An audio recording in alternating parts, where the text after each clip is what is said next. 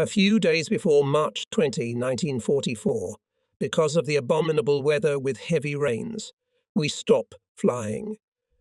We pilots say about this weather, even the sparrows prefer to walk. You can't fly. As long as this weather lasts, the Soviets can continue their offensive and force the Dnieper without any hindrance. Against this threat it is impossible to organize a defense. Not a single company can be allocated from the Nikolaev area. There are no other reserves. In any case, we assume that our Romanian allies, out of a sense of self-preservation, will defend their country with fanatical fury and by this can compensate for our numerical weakness.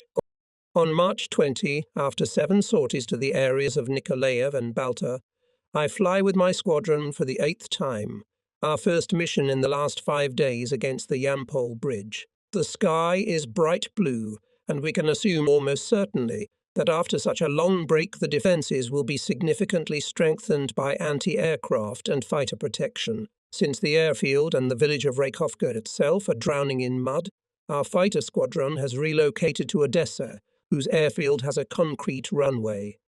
Our Stukas, equipped with wide tyres, are able to cope much better with the mud and fall through it to a lesser extent than the fighters. We agree by phone to rendezvous at a certain time at 45 km from the target at an altitude of 5,000 meters, just above a conspicuous bend of the Dniester. But there are likely to be some difficulties in Odessa. There is no escort at the rendezvous point. The target is clearly marked, so we naturally decide to continue the flight. There are several new crews in my squadron. The quality of their training is not as high as it used to be. Really good pilots by then have long been at the front. Fuel for training flights is strictly rationed and is a certain number of liters per person. I firmly believe that if I myself had been limited to such a small quantity, I could not have flown better than these young pilots. We are still 30 kilometers from our target when I warn enemy fighters. More than 20 Soviet La-5s are approaching us. A load of bombs makes maneuvering difficult. I fly defensive circles so that I can tail the fighters at any moment, as they intend to shoot down my trailing plane. Despite the aerial combat, I am gradually getting closer to my target. I frustrate the individual Russians who try to shoot me down by coming in from the front with my mobile tactics. Then, at the last moment, I dive through the thick of them and start climbing up. If the young crews can hold out for the rest of today, they can learn a lot. Prepare to attack. Close formation. Attack. And I dive for the bridge. As I dive, I see the flashes of the anti-aircraft guns protecting the bridge. The shells screech past my plane. Henschel says that the sky is like covered with wool, which is what he calls the bursts of anti-aircraft shells. Our formation is losing its monolithic strength and falling apart, making us more vulnerable to fighter attacks. I warn those waddling behind. Hurry up and catch up, we're as scared as you are. Not a single swear word rolls off my tongue. I make a turn, and from a height of 300 meters I see my bomb explode near the bridge. So the wind is blowing. Wind left, correction left. A direct bomb hit from our third plane destroys the bridge. Circling around, I spot the anti-aircraft batteries and give the order to attack them. They're going to get it today. Henschel expresses his opinion. Unfortunately, the 2 new crews are a little behind during the dive. The lags cut them off. One of these planes is riddled with bullets and whizzes past me toward enemy territory. I try to catch up with him, but I can't leave the whole squadron to fend for itself because of him. I yell at him over the radio telephone, I berate him, but nothing helps. He leaves, descending to the Russian bank of the Dniester. Behind him stretches a narrow strip of smoke. No doubt he could have stayed in the air for a few minutes longer, like the others, and would have reached our trenches. His nerves have given out. That idiot, fickle comments over the radio telephone. At this point I can no longer deal with the downed plane, as I must try to hold together our battered formation and maneuver westward using defensive circles. 15 minutes later, the Red fighters withdraw, and we head towards our base in our normal formation. I order the 7th Squadron commander to lead the formation home. Together with Lieutenant Fisher, who pilots the second staff plane, I turn around and go back at low altitude, over the Dniester. The river flows here between high steep banks. Ahead, in the direction of the bridge, I see Russian fighter planes patrolling at an altitude of 1 to 3 kilometers. But here, in the river valley, it is difficult to see me, and besides, no one is expecting my return. As soon as I rise above the shrubbery that covers the banks, on the right, 3 or 4 kilometers away, I notice our plane. It has made an emergency landing in a field. The crew stands beside the car, and as I fly past them at low altitude begins to gesticulate furiously. If only you had paid attention to me earlier, this delicate operation could have been avoided. I mutter to myself and turn around to determine if this field is suitable for landing. Yes, it's safe to land. I give myself a pep talks. That's okay then. Carry on. This will be the 7th crew I pull out from under the noses of the Russians. I command Fisher to stay in the air and distract the fighters in case they attack. After bombing the bridge, I know where the wind is coming from. Release the flaps, take off the throttle. I'll land in a heartbeat. But what happens? I miss and have to throttle up again and come in again. This has never happened to me before. Or is this a bad omen? You're very close to the target you just attacked, far behind the front lines. Cowardice. One more throttle down, flaps out, I land, and immediately I notice that the ground is very soft. I don't even have to brake. My plane stops exactly in front of my 2 colleagues. It's a rookie crew, a sergeant and a sergeant. Henschel raises the lantern, and I show them signs to get in quickly. The engine roars. They climb into the cockpit with Henschel. Red Falcons are circling overhead. They haven't spotted us yet. Henschel, ready? Yeah. I let off the gas, hit the left brake, intending to taxi so that I could take off in the same direction I came from. But my right tire is stuck in the ground. The more gas I apply, the more my wheel sinks into the ground. My airplane refuses to move off, probably because there is a lot of dirt packed between the fairing and the wheel. Henschel, get out and remove the fairing. Maybe then we'll be able to take off. The mount has broken off. The fairing stays in place. But even without it, we wouldn't be able to take off. We are stuck in the mud. I pull the handle towards me, release it, and give reverse. Not the slightest hint that this will help. It might be possible to spar, but that doesn't help either. Fisher flies over and asks on the radio telephone, should I land? After a second's thought, I tell myself that if he lands, he won't be able to take off either, and reply, no, don't land. You have to fly home. I look around. There are willows running toward us in a crowd. They're already 300 meters away. Get out of the cockpit. Follow me, I shout, and there we are, hurtling south as fast as we can.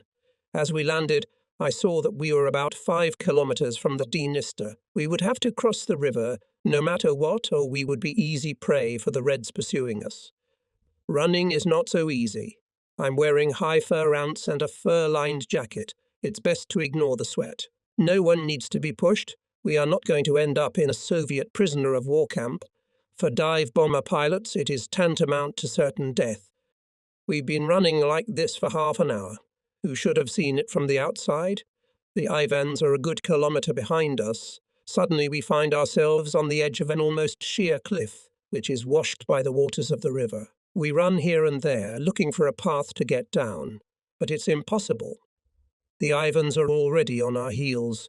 Then suddenly a childhood memory comes to my mind.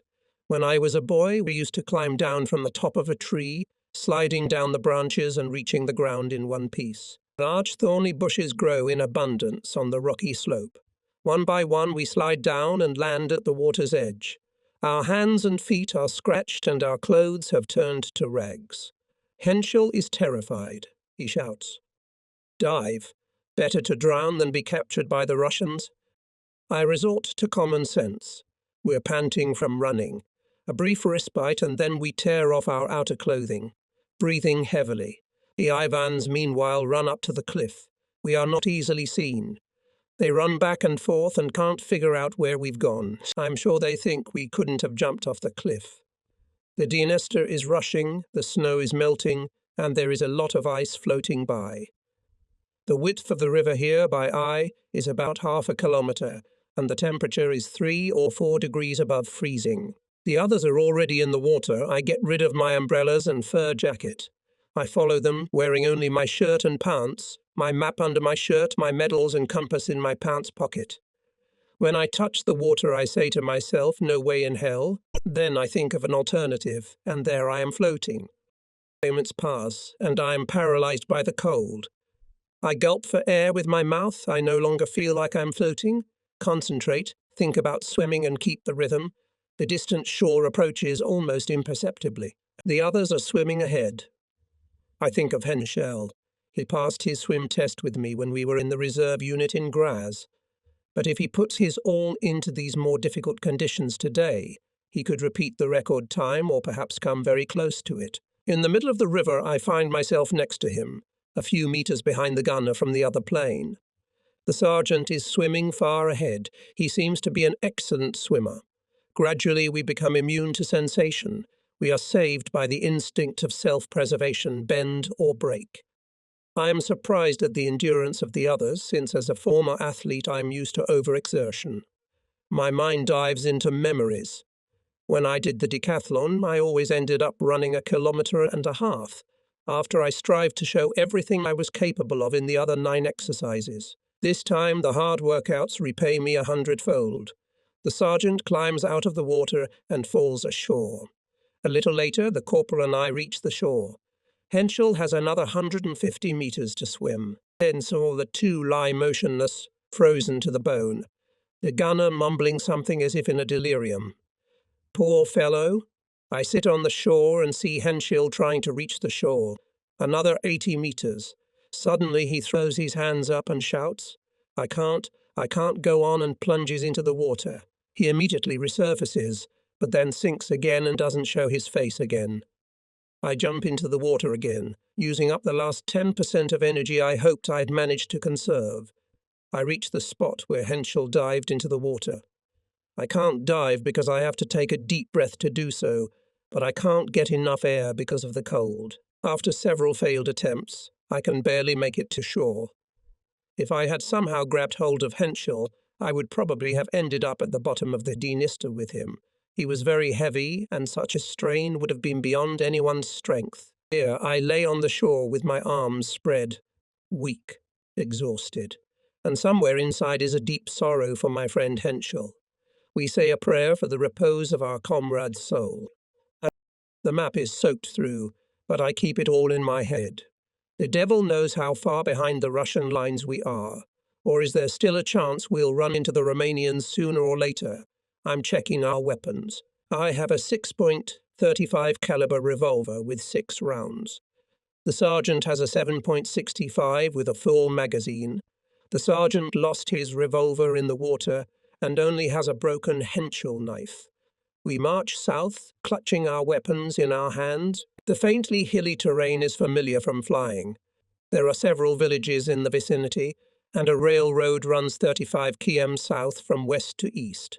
I know only 2 stations on it, Belta and Floresti. Even if the Russians have penetrated this far, we can count on the fact that this railroad line is still free of the enemy.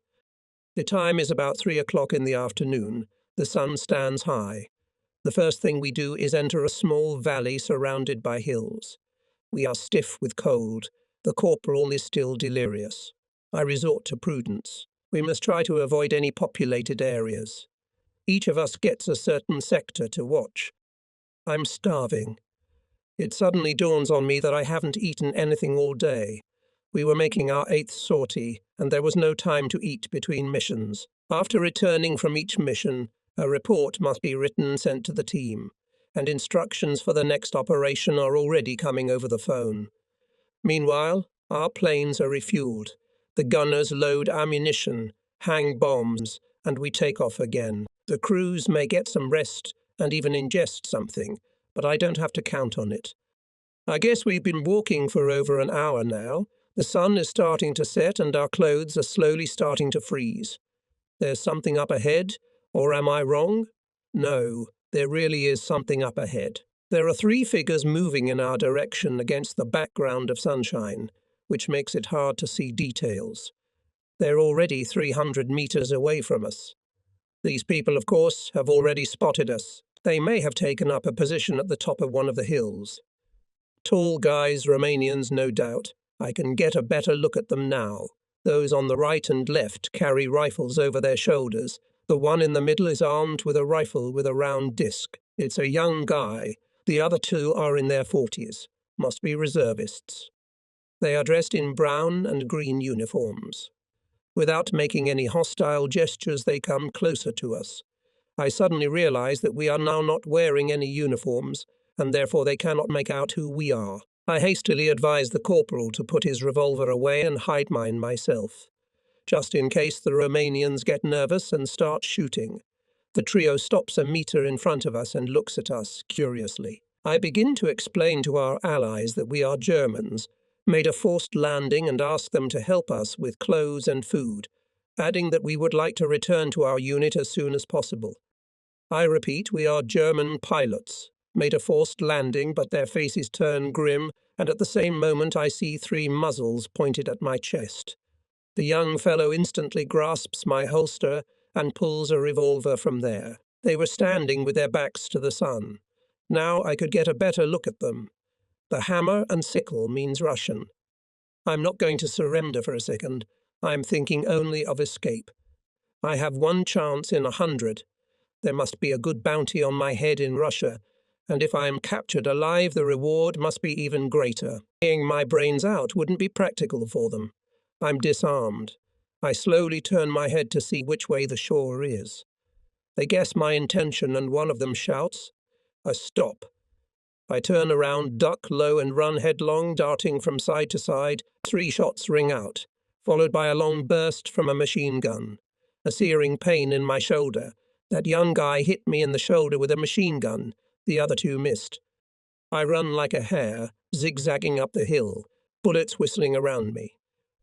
The Ivans run after me. Stop, fire, run, fire, run, fire, run, fire, run, fire, run. Only a moment ago I thought I could only drag my feet.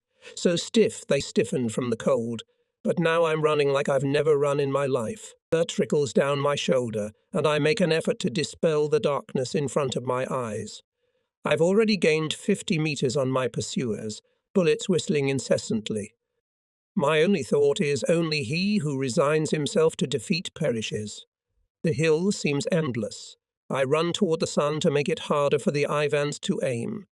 My figure almost dissolves in the sunshine, and it's harder for them to hit me. I've just learned that lesson myself. Here I reach the ridge, but my strength is running out, and hoping to stretch it some more, I decide to stick to the top of the ridge. I won't be able to endure another descent and ascent, so I run sideways along the ridge. From the neighbouring hill there are about 20 more Ivans running towards me. Most likely they have seen everything and are about to round up their exhausted and wounded prey. My faith in God is shaken.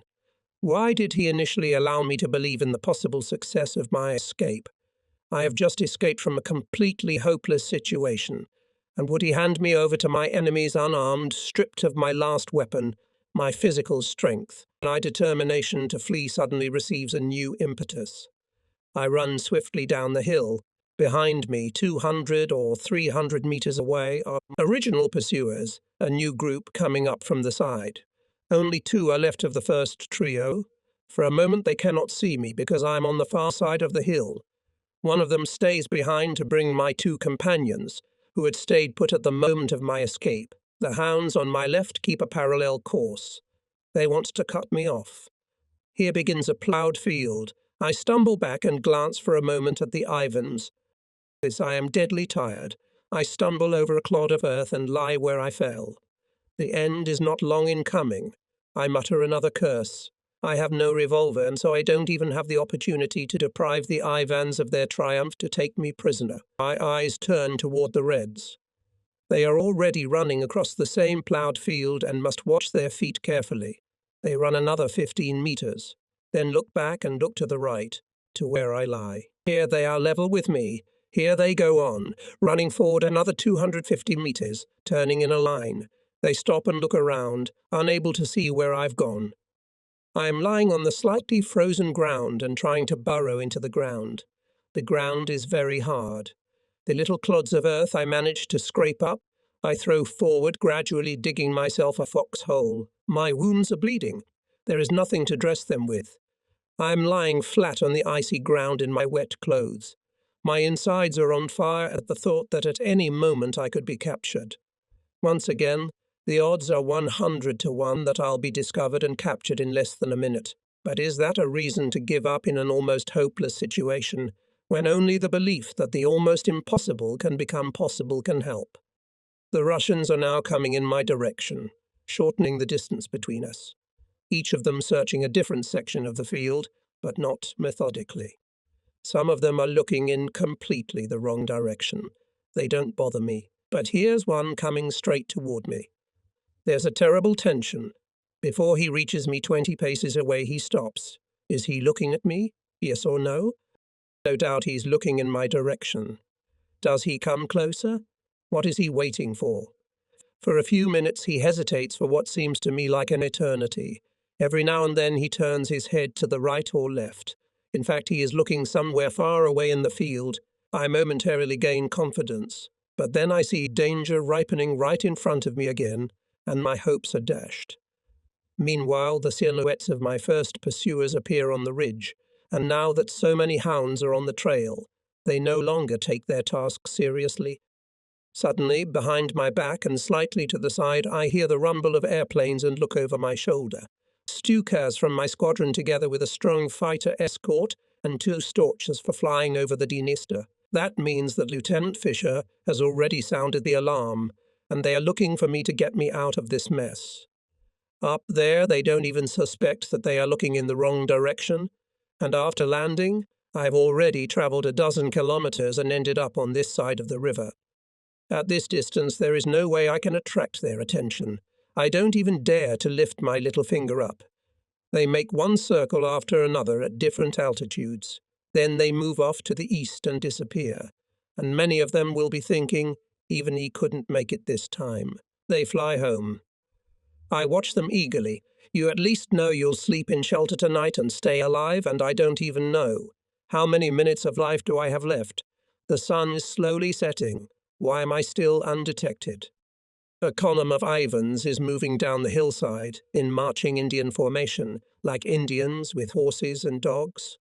Once again I doubt God's justice, for it will not be long before darkness protects me. I feel the ground shake with their footsteps. My nerves are strained to the limit. I furtively glance back.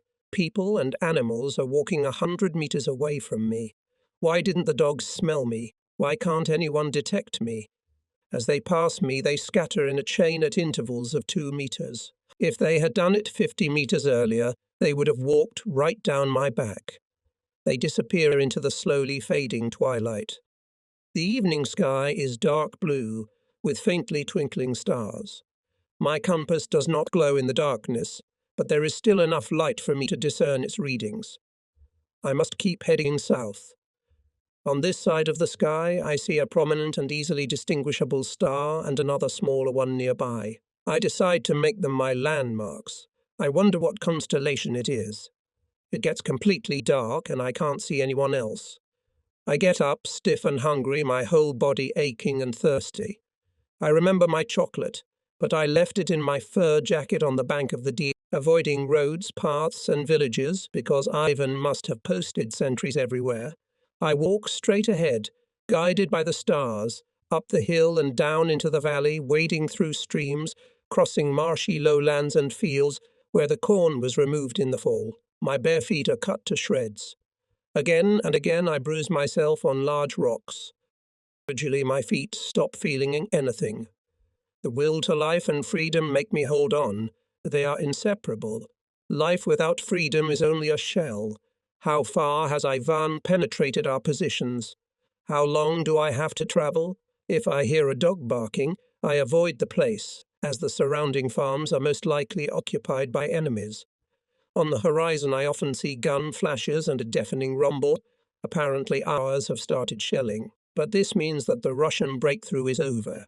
At the bottom of the ravines that here and there cut through the hills, I often stumble in the dark and fall into the ditches, where there is knee-deep sticky mud. It sucks me in. and I no longer have the strength to free myself. I grab the edge of the ditch with my hands and pull my torso out of the water, but my feet are still in the sludge, and so I lie there exhausted, feeling as if my batteries have run out. After lying like this for 5 minutes, I gradually recharge and accumulate enough strength to climb up the steep walls of the ditch. But this unpleasantness is repeated without any pity again and again, at least where the ground is uneven. And so it goes on until 9 p. Well, that's it, I've had enough. Even after a long rest, I can't regain my strength. Without water, food and sleep, I can't continue. I decide to look for some detached house. I hear a dog barking in the distance and walk towards the sound. I am probably quite close to the village. A little while later, I stumble upon a lonely farmhouse and struggle to quiet the barking dog. I don't like this barking at all. I'm afraid it will attract the attention of some picket in the neighbouring village. I knock on the door, but no one opens. Probably no one is there. The same thing happens again at the second farm. I go to the third. When no one answers this time either, I lose patience and open the window to climb inside. At that moment, the door is opened by a fearful man with a smoking oil lamp. I'm already halfway through the window, but now I climb out again and put my foot in the door. The old woman tries to shove me away. I walk past her resolutely. Turning in a circle, I point in the direction of the village and ask, "Bolshevisti?" She nods affirmatively. From this I deduce that Ivan has occupied the village. The dim light of a lamp faintly illuminates the room. A table, a bench, an ancient sideboard. In the corner, a grey-bearded old man snores on a rather crooked bed. He must be in his 70s. In silence, I cross the room and lie down next to him on the wooden couch. What can I say? I don't know Russian. The woman will realize now that I'm not going to do them any harm. I'm barefoot, the rags of my shirt sticky with clotted blood. I look more like stalked game than a nocturnal burglar. I lie down. A lamp flickers dimly above our heads. It doesn't occur to me to ask them to bandage my shoulder or my cut legs. I only want to rest. I am hungry and thirsty again. I sit on the bed and fold my palms in a pleading gesture, at the same time gesturing that I am thirsty and hungry. After hesitating for a moment, she brings me a pitcher of water and a piece of mouldy cornbread. Never in my life have I eaten anything tastier. With each sip and piece of bread, I feel a rush of strength, as if the will to live and act has returned to me. At first I eat greedily, but after eating a little, I begin to reflect on my situation and develop a plan of action for the next few hours. I drink and eat. I rest until 1 o'clock in the morning. It is now 10:30 in the evening. Need to get some rest. So I lie down again on the wooden planks with the old men, half asleep, half awake. I wake up every 15 minutes like clockwork and check the time. Whatever happens, I can't waste the saving darkness on sleep. I have to make my way as far south as possible. Half T5, 10 and so on, 25. Meow 0. Time to pack. I sneak outside. The old woman closes the door behind me. I stumble and fall down the steps. Is it my sleep, or is it the dark night's fault? Or maybe the steps are slippery. It's raining. I can't see anything at arm's length. The stars are gone. Which way do I go? Then I remember that when I walked the night before, the wind was blowing at my back. If I want to make my way south, I need to move into the wind. Oh, has it changed? I am still among the buildings on the farm. Here I am protected from the wind. The wind blows one way and then the other. I'm afraid I'll be moving in circles. Inky darkness, obstacles. I bump into something and bruise my shin. The dogs bark with glee. The houses are still around somewhere. It's the countryside. I can only pray that the next minute I don't run into a Russian sentry. Finally, I find myself in the open and put my back to the wind with confidence. I am also rid of the mongrels. I ramble as before up the hill, down the slope, up, down cornfields, rocks, overgrowths, in which it is most difficult to keep my direction, for among the trees the wind is almost subsiding. On the horizon I see the incessant flashes of the guns and hear their measured booms. They help me to keep my course. Shortly after 3 a.m., I see a vague glimmer of light on my left. Dawn is near. A good check. Now I'm sure that the wind has not changed direction and I am heading in the right direction. I've already covered 10 kilometers. I think I covered 18 kilometers yesterday, so now I'm 25 kilometers from the Dniester. A hill about 200 meters high rises in front of me. I climb it. Perhaps from the top I will see something and be able to identify some landmarks. It's already light, but I can't spot any special places. To my left and right, a few kilometers away, I see 3 tiny villages. But I discover that my hill is actually the start of a ridge that runs north-south, so I was able to maintain my direction of travel. The slopes of the ridge are smooth and bare, so it would be easy to see if someone was walking towards me. From here, it would be easy to spot any movement. The pursuers would have to scramble upward, and that would put them at a disadvantage. Who at this moment suspects my presence? I am happy because although it is already daylight, I am confident that I can walk south a few more kilometers. I would like to cover as much distance as possible today without delay. I estimate the length of the ridge to be about 10 kilometers, which is a lot. But is it really that much? Among other things, I encourage myself, you've run 10 kilometers. How often? In 40 minutes. What you could do then in 40 minutes, you can do now in an hour. And the prize is your freedom. So imagine you're running a marathon. I must have been a suitable model for the mad artist when I did that marathon run along the top of the ridge. Waddling, ragged, barefoot, on bleeding feet. Clutching my hand to my chest so that my wounded shoulder wouldn't hurt so much. You have to do it. Think about running, and keep running. Every now and then I switch to a trot, and then, after another 100 meters, to a step. Then I start running again. I could make it in an hour. But now, unfortunately, I must descend from the heights that protected me. The road leads me down. In front of me stretches a wide plain. A small gully goes in the same direction as the ridge. This is dangerous, because here I am more easily caught off. Besides, the time is already approaching 7 o'clock in the morning and unpleasant encounters are more likely. Once again my batteries are depleted. I must drink, eat, rest. I still haven't seen a single person. Should I take precautions? But what can I do? I am uncry and thirsty. Prudence is certainly a virtue, but thirst and hunger are strong. Need makes me careless. To the left ahead, 2 farms are visible on the horizon out of the morning haze. I must sneak inside. For a moment I stop at the barn door and peer around the corner. Inside is empty, there is nothing, no harness, no farm implements, no living thing. But no, a rat runs from one corner to the other. There is a large pile of corn rotting in the current. I search it greedily. If only I could find a cob or two, or even a few kernels. But I find nothing. I search again and again. Suddenly I hear something crunching behind me. Several figures quietly creep past the entrance to another. Shed. Who are they, Russians or refugees hungry like me and hoping to reach their own? Or are they robbers on the prowl for prey? I search the other farm. I scrutinize all the piles, nothing. Frustrated, I decide that if there is no food, I can at least use these piles to rest. I make myself a shelter in a pile of corn leaves and am just getting ready to lay down when I hear a new noise. A cart rumbling down the road, a man in a high fur hat sitting on it, a girl behind him. If there is a girl, then there is no danger, so I approach them. Judging by the black fur hat, it is a Romanian peasant. I ask the girl, "Do you have any food?" "If you eat this." She pulls a few stale flatbreads out of the sack. The peasant stops the horse. Only then does it realize that I asked a question in German and received an answer also in German. "How do you know German?" The girl tells me that she made her way with the German soldiers from Dnipropetrovsk and learned the language. Now she wants to stay with a Romanian peasant sitting next to her. They are fleeing from the Russians, but you're going straight in their direction. I can see in their faces that they don't believe me.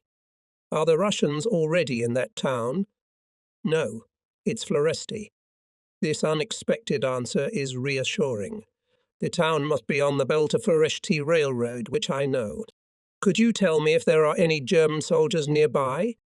No, the Germans are gone, but there may be Romanian soldiers here. Thank you and Godspeed. I wave my hand as the wagon moves off. I'll probably be asked later why I didn't requisition the wagon. The idea never occurred to me. Aren't these two just as much refugees as I am? And shouldn't I be thanking God that I've been able to escape danger so far? After my excitement subsided, for a moment I was overcome with incredible weakness. All the last 10 kilometers I had been in terrible pain. Suddenly it returned to my injured legs, my shoulder breaking with every step. I meet a crowd of refugees with wheelbarrows carrying the few belongings they had managed to save. They are rushing in a terrible panic. In the suburb of Floresti, 2 soldiers stand on the edge of a sand pit. German uniforms? A few more meters and my hopes are confirmed. An unforgettable. I call out to them, "Come here." They shout to me from above. What does that mean? Come here. Who are you, buddy? I'm Major Rudel.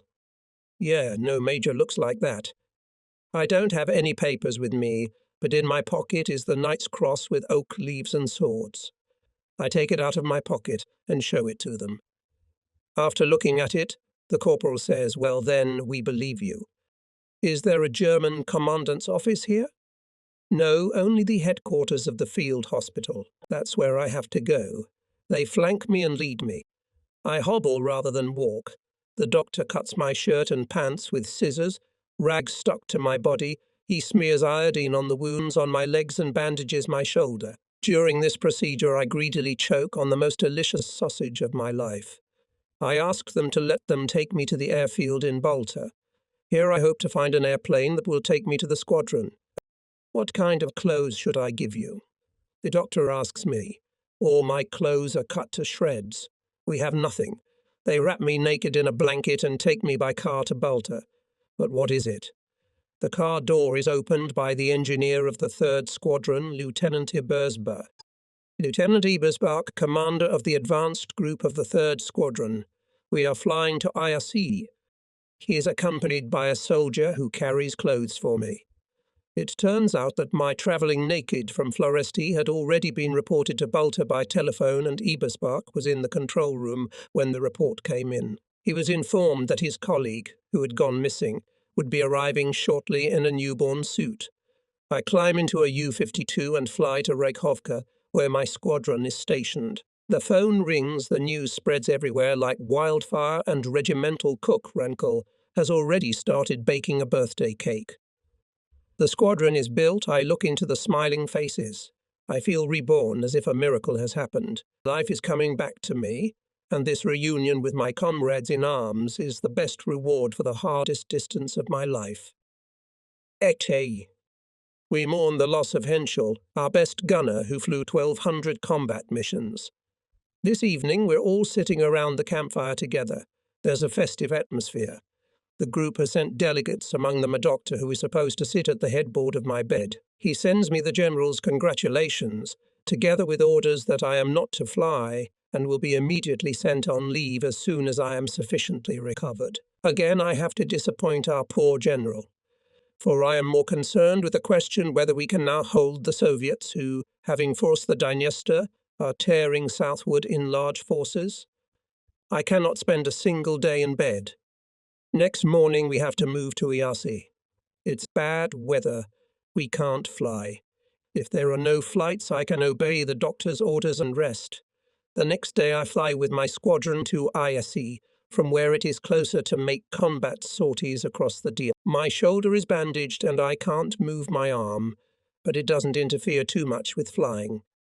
Worse, my legs are shredded to the bone and I can't walk.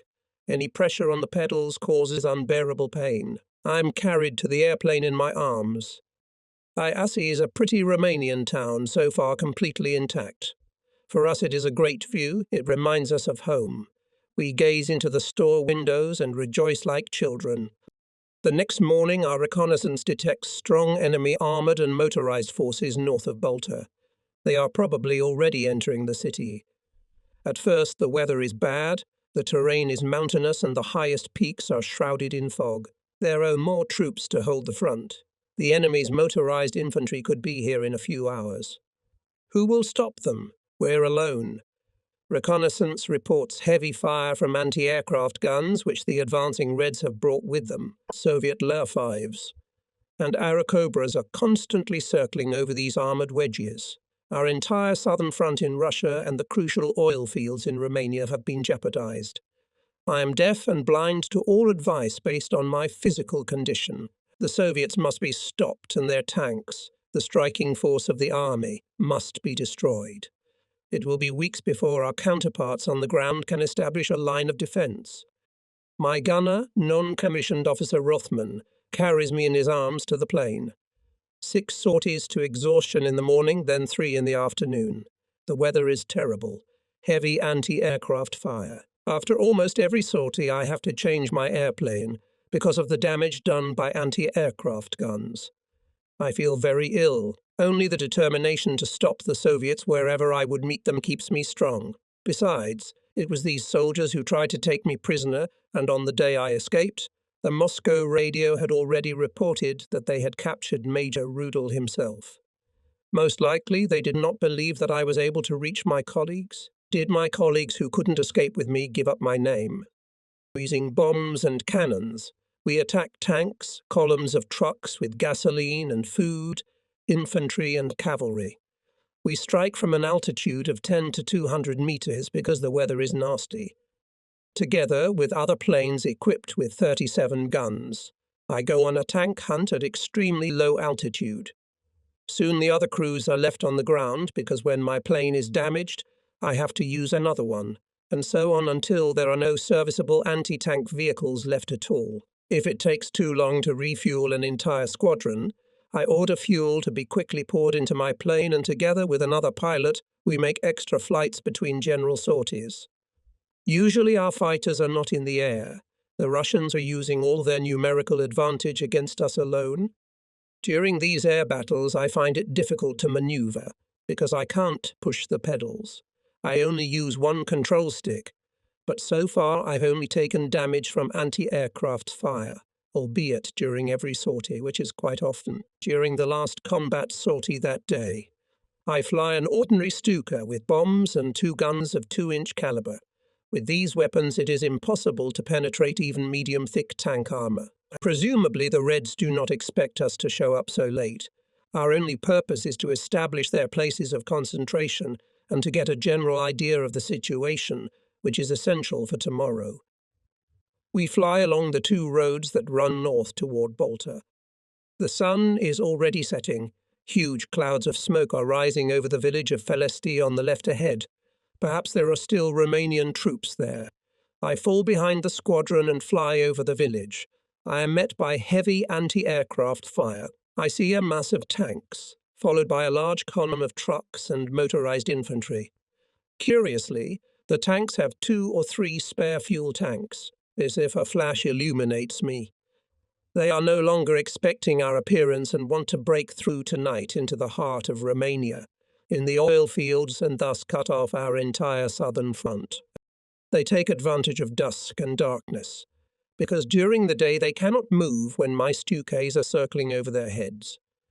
That's why the tanks are equipped with extra tanks. It means they can break through even without their trucks. This is a major operation, and they've already started it. I can see it quite clearly now. We're the only ones who know what's going on, so the responsibility is ours. I'm giving the order over the radio telephone. This attack is of the utmost importance. Bombs to be dropped one by one. Attack at low altitude until we run out of ammunition. The gunners will also fire on the vehicles. I drop the bombs and start hunting the tanks with my 20 Min guns. At other times it would be a pure waste of effort to fire on tanks with weapons of this caliber, but today the Ivans are carrying tanks of fuel. And that's where they miscalculated. After the first bombs, the Russian column stops, and then, under cover of ferocious anti-aircraft fire, tries to move on, maintaining formation. But we don't let ourselves be intimidated. Only now they realize that we are serious. They panic and scatter away from the road, turn into the fields and circle incessantly, performing every defensive maneuver they know. Every time I fire, I hit the tank with a burst or incendiary shell.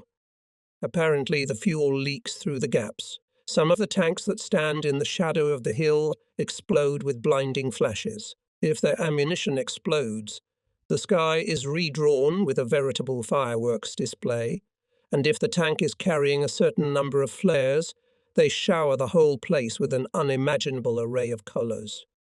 Every time I go into attack, I am conscious of the responsibility that lies upon us and hope that we will succeed. It's lucky we spotted this column today. I am running out of ammunition. I have already destroyed 5 tanks. But there are still several monsters in the field, some of them still moving. I still have to pay them back somehow. Hannelore 7 is the call sign of the commander of the 7th Unit. Come home after you've used up all your ammunition. I'm flying at top speed to the airfield with my wingman. We are not waiting for refueling. We have enough fuel for a new flight. We only need ammunition. Twilight is fast approaching. Everything is going too slowly, although our gunners are working hard. I've already explained to them what is at stake, and now they are doing their best not to let down their comrades in the air. 10 minutes later, I take off again. On the way, we meet the returning squadron.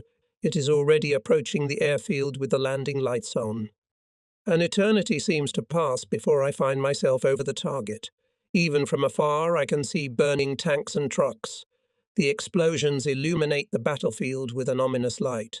Visibility is very poor. I head north and flying at a low altitude over the road I come upon 2 steel monsters that are heading in the same direction, probably with the intention of bringing the sad news to the rear. I make a turn and go in for the attack. I can only distinguish them at the very last second, when I'm flying low. It's not easy to hit them. But they, like their predecessors, have spare fuel tanks, and I manage to blow them both up, even though I have to use up all my ammunition. Together with these 2, a total of 17 tanks are destroyed during the day. My squadron destroyed about the same number, so the Ivans have lost at least 30 tanks today. It's a black day for them. Today, after all the events, nothing will disturb our sleep in Iazi, of that we can be sure. We will find out tomorrow how far the offensive has advanced. We sit down in complete darkness. Gradually, as the tension subsides, I begin to feel pain. Both the army and the group command want to know all the details. Half the night, I hold the telephone receiver next to my ear. Today's mission is quite predictable: to attack the same enemy forces as yesterday. We take off very early to be over the target just after dawn, as we can be sure that Ivan has made good use of the respite. The weather is still inclement and the height of the lower cloud edge is 120 meters. Once again, St. Peter helps the enemy. Surrounding hills are poorly recognizable. We can only fly along the valleys. I wonder what's in store for us today. We're flying past Felesti.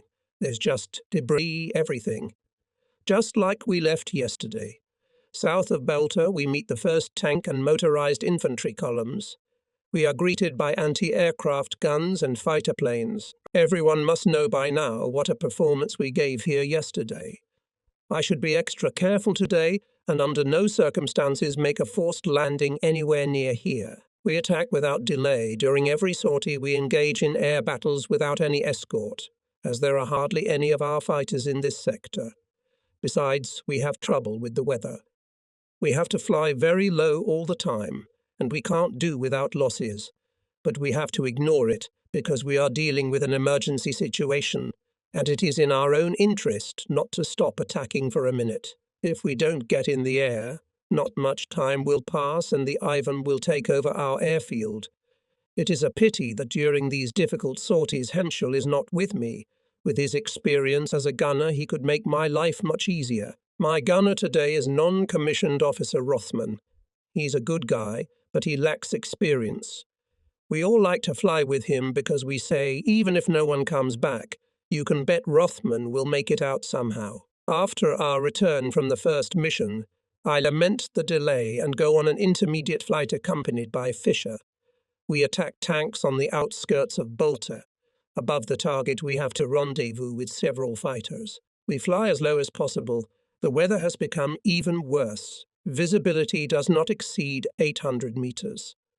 As we fly higher above the city, I look for fighters, and there they are indeed, but not ours. Look, Fisher, it's only Airacobras. Keep up, come closer. They've already spotted us. About 20 of them, only 2 of us easy prey. They're attacking us with confidence. We can't gain altitude. We have to fly over the ground, using every ravine to get lost. I'm unable to maneuver because I can't push the pedals. I can only change course slightly by working one control stick. This tactic doesn't save me for long, especially if I'm being followed by a fighter whose pilot knows at least the basics of his craft. But the one following me now knows his craft perfectly. Rothman is starting to get nervous. They're going to shoot us down. I yell for him to shut up and shoot instead of wasting his breath. He keeps yelling. Shells are going into the fuselage. Rat-a-tat-tat-tat. Hit after hit. I can't use the pedals. I'm overcome with blind rage. I'm out of my mind with rage. I can hear the rumble of large caliber shells. In addition to the 20mm cannons, the Airacobra is firing 30mm shells at me. How long will my trusty U-87 hold out?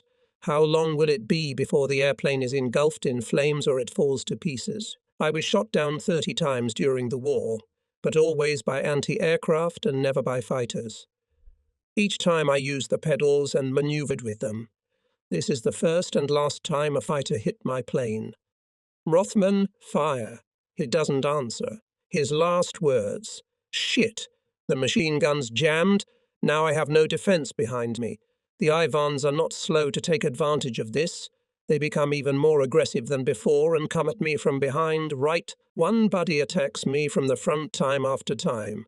I take cover in the narrowest ravine I can squeeze into with great difficulty, barely missing the walls with my wings. They are firing pretty well, taking hit after hit. The chances of getting home are slim.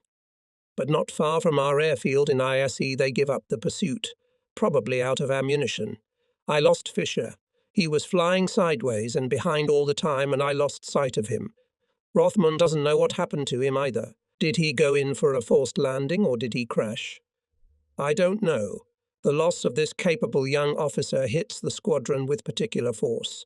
My plane is riddled with 20mm shells and hit by 8 shells from a 37 gun. Rothman couldn't protect me for too long.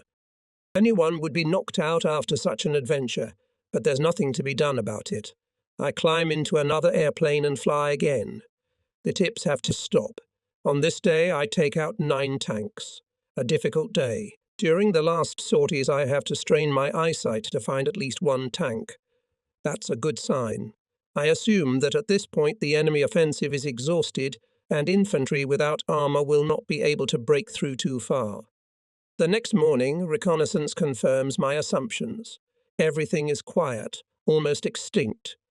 After I land after the first sortie of the day, a young mechanic jumps on the wing of my plane, gesticulating fervently, and congratulates me on my award of diamonds to the Knight's Cross. A phone call has just been received from the Führer's headquarters, but the message also contains a ban on flight. The guy's individual words are drowned in the hum of the engines running, but I understand the meaning of what he's telling me. In order not to see the text of the message, I do not go to the control room, but stay by my airplane until preparations for the next flight are completed. At noon, the general calls me to Odessa by telephone. Meanwhile, congratulatory telegrams are coming in from everywhere, even from members of the government. There is an uphill struggle ahead to get permission to fly. The thought of my comrades preparing for a new flight and me having to follow to Odessa upsets me. I feel like some kind of leaper. This addition to the award makes me despondent and nullifies all the pleasure of knowing that my achievements have been so highly recognized. In Odessa, I learn nothing new, only what I already know and what I would like to hear about. I absent-mindedly listen to the congratulations, my thoughts with my battle comrades who can care about nothing and keep flying. I envy them. I must proceed immediately to the Führer's headquarters to be personally awarded the diamonds. After a stopover in Tiraspol, we transfer to a U-87. If only Henschel were with me. Now Rothman is sitting behind me. We fly the route Foczeny-Bucharest-Belgrade-Keck scheme at Vienna-Salzburg. It's not often that a head of state receives an officer reporting in his undies, but I'm glad I can walk around in them, even in constant pain. Oberst von Belov comes to Salzburg to accompany me, while Rothman goes to his home by train. We agree that I will pick him up in Silesia on the return trip. For 2 days I sunbathe on the terrace of a hotel in Berchtesgaden, breathing in the delightful mountain air. Gradually I relax. 2 days later I find myself in the company of the Fury in the magnificent Berghof. He knows my whole story down to the smallest detail and expresses his joy that fate has been so favourable to me, and we have been able to achieve so much. I am impressed by his warmth and caring heart. He says that I have done enough, so he orders me to stay on the ground. He explains that there is no need for all the great soldiers to give their lives. Their example and their experience should be preserved for new generations. I reply by refusing to accept the award, if having received it I will no longer be able to lead my squadron into battle. He frowns, a brief pause follows, then a smile appears on his face. Very well. In that case you can fly. I am happy at last and anticipate seeing the look of pleasure on the faces of my comrades when they hear I have returned. We drink tea together and talk for an hour or two. We discuss new weapons, the strategic situation, history. He explains to me specifically that there have been recent tests of the 4 weapons. At present, he says, it would be a mistake to overestimate its effectiveness, because the accuracy of the new weapon is still very low. But, he adds, this is not so important because there is hope of producing missiles that will be absolutely reliable.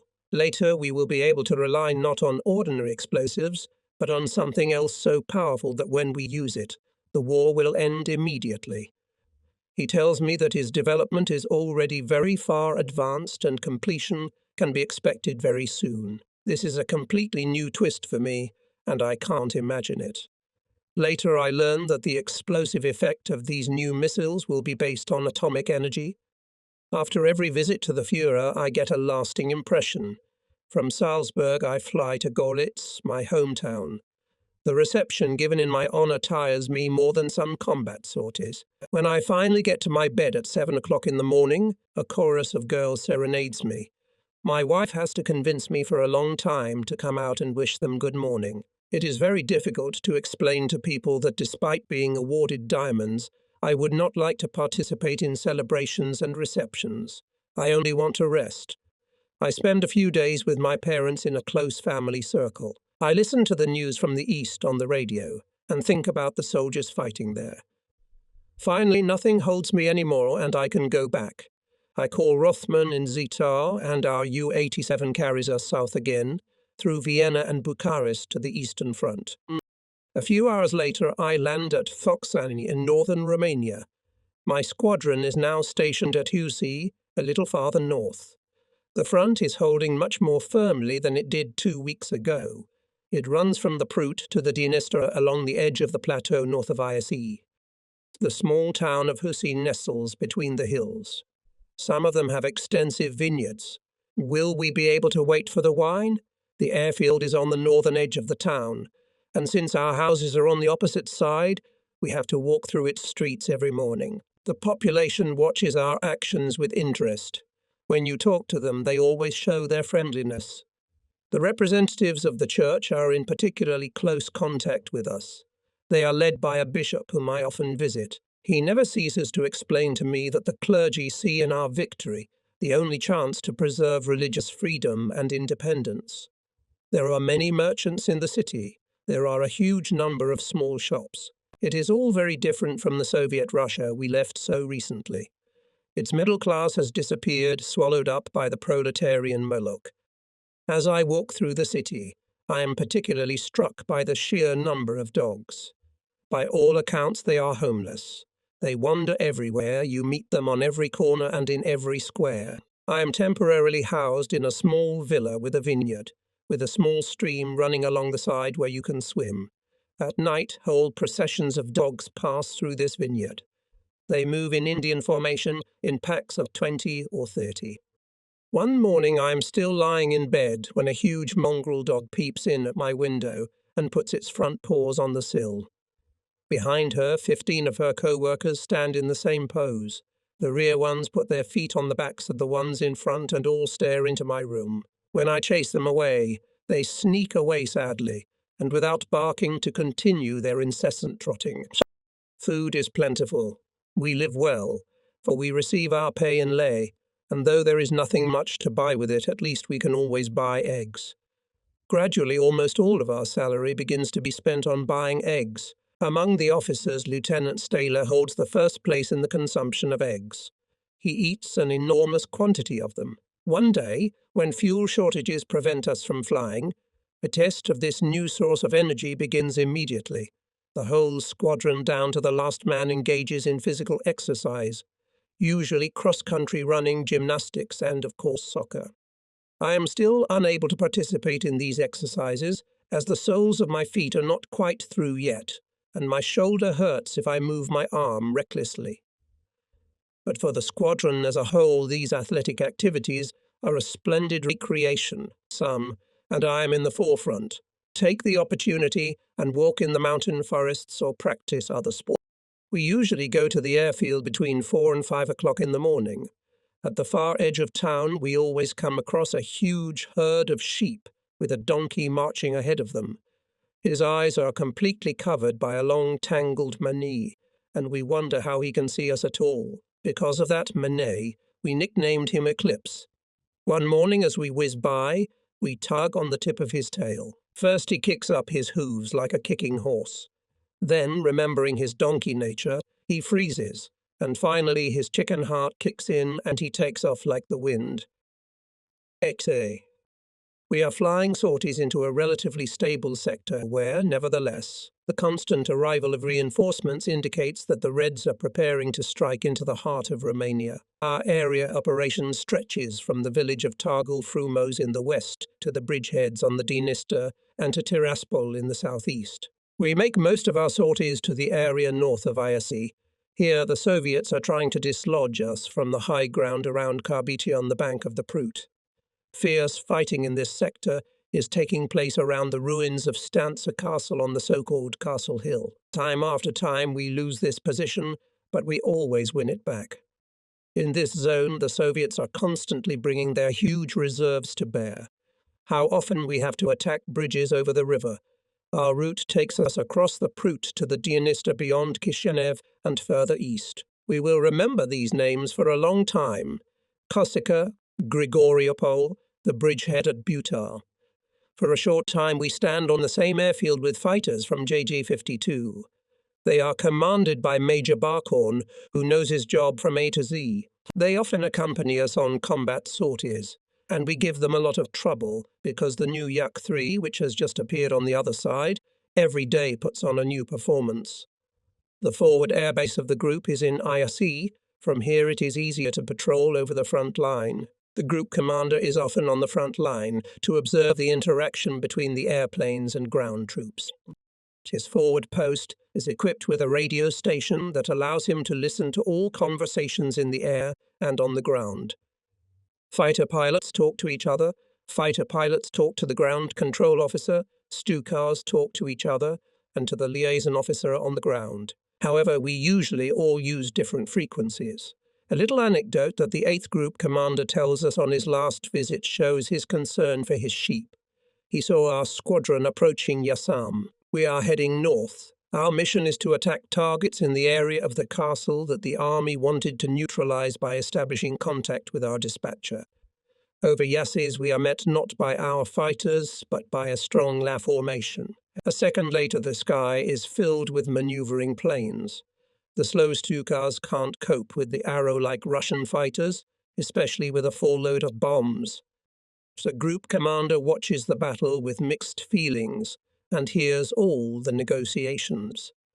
The 7th Squadron commander, assuming that I didn't see the lay fives that were coming in from behind, shouts, "Hannelore, look behind you, one of them is going to shoot you down." I have long since spotted the fighter, but I still have plenty of time to make an evasive maneuver. I don't like this shouting over the radio telephone. It discourages the crews and adversely affects their marksmanship. So I reply, the one who will shoot me down has not been born yet. I'm not bragging. I only want to demonstrate a certain impartiality for the benefit of the other pilots, because equanimity in a place like this is contagious. The Commodore concludes the story with a wide grin. When I heard that, I was no longer worried about you or the entire squadron. In fact, I watched this mess with great amazement. When instructing the crews, I gave them this lecture. Anyone who fails to stay close to me will be shot down by a fighter. Anyone who lags behind will be easy prey and will not be able to count on any help. So stay as close to me as possible. Getting hit by an anti-aircraft gun is most often a fluke. If you are unlucky, you are just as likely to be hit on the head by a slate blown off the roof or hit by a streetcar. Besides, war is not life insurance. Old-timers already know my point of view and winged sayings. When newcomers are brought up to speed, veterans hide a smile and say, he may be right about that. The fact that we take virtually no losses during encounters with enemy fighters supports my theory. The new recruits must, of course, undergo some training before they even get to the front. Otherwise, they will be a danger to their colleagues. Here, for example, just a few days later, we make a sortie in the same area, and we are again attacked by large forces of enemy fighters. Lieutenant Rem, who has recently joined us, dives after the leader and cuts off his tail with his propeller. Fortunately, the wind carries their parachutes to our trenches. We descend in a spiral around them until they reach the ground. Because Soviet fighters regularly open fire on our crews who parachute out, after a few months, Rem has developed into a first-class pilot, becoming a lead pilot himself and often filling in for the squad leader. I have a sense of sympathy for those who are slow learners. Lieutenant Schwerblatt is less fortunate. He has already made 700 combat missions and was awarded the Knight's Cross. After receiving a direct hit over the target, he had to make a forced landing just behind our trenches, lost his left leg and several fingers on his hand. We will be destined to fight together during the closing stages of the war. We have not a moment's respite, not only in the area north of Yas, but also in the east, where the Russians have captured bridgeheads on the banks of the Dniester. One day in the afternoon, 3 of our machines were flying over the Dniester bend between Kozice and Grigoriopol, where our defences had been broken through by a large number of T-34s. Lieutenant Fickle and a non-commissioned officer accompany me in a U-87 armed with bombs. An escort is supposed to be waiting for us, and as I approach the river bend, I can actually see low-flying fighters in the target area. Remaining optimistic, I conclude that they are their own. I am flying towards the target, looking for tanks, when I realize that these fighters are not my escort at all, but the Ivans. How stupid of us, since we had already broken formation when we started looking for individual targets. The other 2 planes are delayed in their approach and slowly begin to join me. Moreover, our luck is changing. The Ivans are ready to fight, a desire they don't get very often. The non-commissioned officer's plane catches fire very quickly and, turning into a torch, disappears in a westerly direction. Fickle informs me that he too has been hit and has to get away. The pilot of the Lay 5, who in all probability knows his business, gets on my tail. The others keep a short distance behind him. No matter what I do, I don't manage to shake this Lee off. He has partially released the flaps to reduce his speed. I fly into deep ravines to keep him low and make the danger of colliding with the ground confuse his aim. But he keeps behind me and his tracers pass quite close to my cockpit. My gunner Gaterman shouts excitedly that the fighter is sure to shoot us down. The gully widens to the southeast of the river bend, and suddenly I'm making a turn with Leia clawing at my tail. Gaterman's machine gun jams. Tracers pass under the left wing. Gaterman yells, "Higher!" I reply, "I can't. I've already got the handle in my stomach." The wonder begins to slowly build in me as to how this guy coming from behind can follow my turns in a fighter jet. Sweat is running down my forehead. I keep pulling on the control stick. The tracers continue to whiz by under my wing. Turning around, I can look directly into Ivan's tense, focused face. The other Lays have stopped their pursuit, apparently expecting that their colleague is about to shoot us down. Almost vertical turns at a height of 10–15 meters above the ground. Suddenly, on top of an earthen fortification, I notice German soldiers. They are waving their hands like crazy, most likely unable to understand the situation. But here comes a loud cry from Gaderman. La has fallen. Did Gaderman shoot down the enemy plane with his machine gun, or did the spars of the fighter plane fail to withstand the tremendous strain during those full-speed turns? In my headphones I can hear the loud shouts of the Russians. They saw what happened and it's out of the blue. I've lost Fickle and I'm flying home. Below me in the field lies a burning U-87. The non-commissioned officer and his flight gunner are standing next to it in full health, with German soldiers rushing to them, so tomorrow they will be able to fly again. Shortly after landing, I meet with Fickle. There will be ample reason to celebrate our new birthday. Fickle and Gaderman also insist on celebrating. The next morning, the ground adjuster of this sector calls and tells me how anxiously he watched yesterday's performance and heartily congratulates me on behalf of the division. It is clear from the radio message intercepted last night that the fighter pilot was a famous Soviet ace, twice hero of the Soviet Union. I must admit that he was a good pilot, which is no small thing. Shortly after this episode, I have to report to the Reese Marshal on 2 different occasions. The first time I land in Nuremberg and go to the castle of his ancestors. When I enter the courtyard, I am surprised to see Goering dressed up in medieval Germanic hunting costume, and in the company of the attending physician, shooting a bow at a brightly coloured target. He pays no attention to me until he has used up his entire supply of arrows. I'm surprised to see that he hasn't missed a single shot. I only hope that he is not seized with the desire to show off his skill by making me compete with him, in which case he must realize that because of the wound in my shoulder, I cannot hold a bow, much less shoot one. The fact that I report to him on my arrival in my undies in any case indicates my physical weakness. He tells me that he often exercises while on vacation, a way of keeping fit, and his doctor, willy-nilly, must join him in this enjoyable pastime. After a modest dinner with the family, at which only General Lawser is present among the other guests, I learn the reason for my summons. He awards me the pilot's gold medal with diamonds and asks me to form a squadron armed with the new Messerschmitts 410 with 50 ME guns and take command of it. He hopes that with this type of aircraft, we will be able to match the 4-engine aircraft used by the enemy. I conclude that since I have just been awarded diamonds, he wants to turn me into a fighter pilot. I'm sure he's thinking in terms of the categories of World War I, during which pilots awarded pour le mérite were usually fighter pilots like himself. He is predisposed to this branch of the Luftwaffe and those who belong to it, and would like to include me in that category. I tell him that I really wanted to become a fighter pilot earlier and what prevented it. But since those days I've gained valuable experience as a fighter pilot, and I would not want to change anything. I therefore ask him to drop the idea. He then tells me that he has the Führer's consent to this appointment, although he admits that he did not really like the idea of removing me from flying dive bombers. Nevertheless, the Führer agreed with him that I should in no case land behind Russian lines to rescue other crews any longer. That's an order. If crews are to be rescued, others must do so in the future. Such a requirement bothers me. Part of our code is the rule. All those shot down will be rescued. I believe I should be in charge of rescuing them myself because I, by virtue of my extensive experience, can do it more easily than anyone else. If it is to be done at all, then I am the person who should accomplish it. But to object now would be a waste of energy. At the critical moment, none must act as necessity dictates.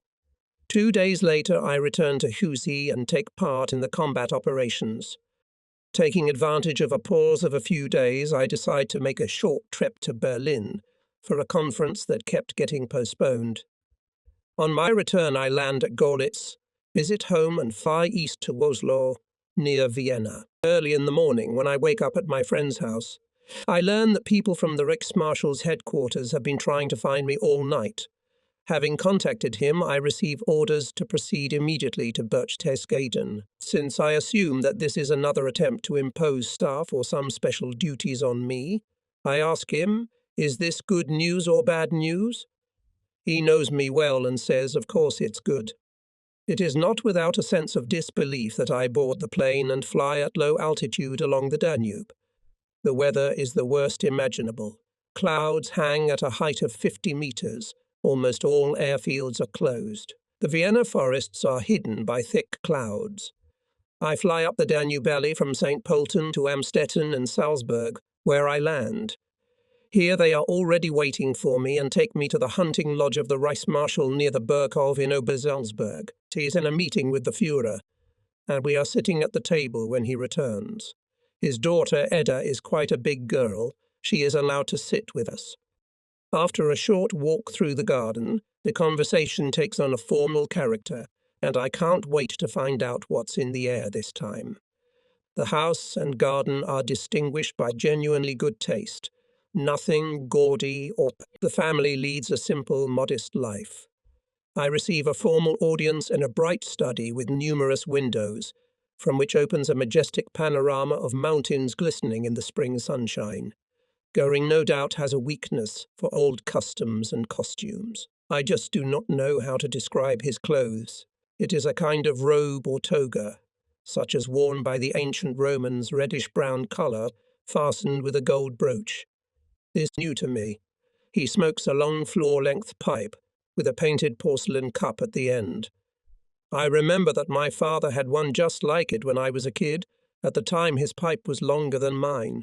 After watching mine in silence for a bit, he begins to speak. I am summoned for a new award. He pins a front service gold medal with diamonds on my chest to commemorate my 2000 combat sorties. It's a brand new medal that no one has ever been awarded before because I alone have made that many sorties. It's made of solid gold, and in the center is a platinum wreath with crossed swords, underneath which is the number 2000, lined with tiny diamonds. I'm glad this award doesn't come with any nasty extras like it used to. We then discuss the situation, and he opines that I should lose no time and return to base. I intend to do so anyway. He tells me that a large-scale offensive is being prepared in my sector, and the signal to launch it will be given within a few days. He has just returned from a meeting with the Führer, where the whole situation was discussed to the smallest detail. He expresses surprise that I did not notice these preparations on the spot, since approximately 300 tanks will be involved in this operation. I am now straining my hearing. The number 300 amazes me. It is fine for the Russian side, but so many tanks on our side. I reply that I can hardly believe it. I ask him if he could name these divisions and the number of tanks they have at their disposal, because I am perfectly well informed about most of the divisions in my sector and how many serviceable tanks there are in each of them. On the eve of my departure from the front, I had a conversation with General Unrein, commander of the 14th Armoured Division. It was 2 weeks ago, and he complained to me bitterly that he had only one tank left for the whole division, and even this vehicle could not be considered combat-ready, because he had ordered it to be equipped for ground control of air flights. This machine was of much greater value to him than a combat-ready tank, because having a good connection with the Stukas, he could neutralize with them many targets which his tanks alone could not disable. I thus know absolutely exactly how many tanks are in the 14 Armoured Division. The Reichsmarschall finds it difficult to believe me, as he has an entirely different figure. He says to me, half seriously, half joking, "If I did not know you, I would put you under arrest for such words. But we're about to find out." He goes to the telephone and connects with the Chief of the General Staff. "You have just informed the Führer that 300 tanks are earmarked for participation in Operation X." I, standing next to him, can hear every word. "Yes, that's right. I want to know the names of these divisions and how many tanks they have. I have one person here who is well acquainted with the situation." "Who is that person?" asks the Chief of the General Staff. "This is one of my men, and he should know."